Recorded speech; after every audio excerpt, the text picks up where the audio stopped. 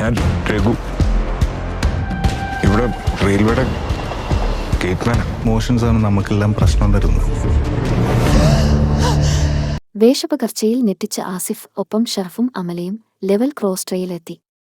ആസിഫ് അലിയുടെ ഇതുവരെ കണ്ടിൽ നിന്നും വളരെ വ്യത്യസ്തവും ശക്തവുമായ കഥാപാത്രമായിരിക്കും ലെവൽ ക്രോസിലേതെന്നാണ് ട്രെയിലറിൽ നിന്ന് ലഭിക്കുന്ന സൂചന. സംവിധായകൻ ജീത്ത് ജോസഫ് അവതരിപ്പിക്കുന്ന ഏറ്റവും പുതിയ ചിത്രമായ ലെവൽ ക്രോസിന്റെ ട്രെയിലറെത്തി.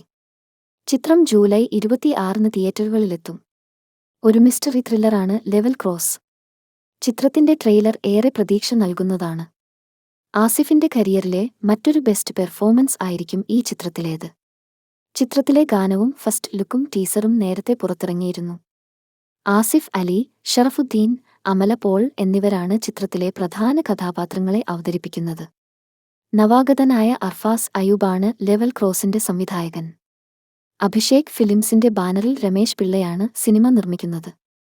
ദുൽഖർ സൽമാന്റെ വേഫെയർ ഫിലിംസ് ആണ് ചിത്രം വിതരണത്തിനെത്തിക്കുന്നത്. അർഫാസ് തന്നെയാണ് ചിത്രത്തിന്റെ രചന നിർവഹിച്ചിരിക്കുന്നത്. സംഭാഷണങ്ങൾ ഒരുക്കിയിരിക്കുന്നത് ആഡം അയൂബാണ്.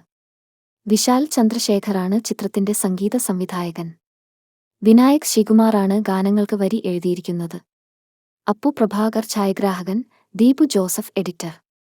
ഒരിക്കലും കേരളത്തിൽ നടക്കാത്ത കഥയാണിതെന്നും അങ്ങനെ അന്വേഷിച്ചാണ് തുണീഷ്യയിൽ എത്തിയതെന്നുമാണ് സംവിധായകൻ ചിത്രത്തെക്കുറിച്ച് പറഞ്ഞത്.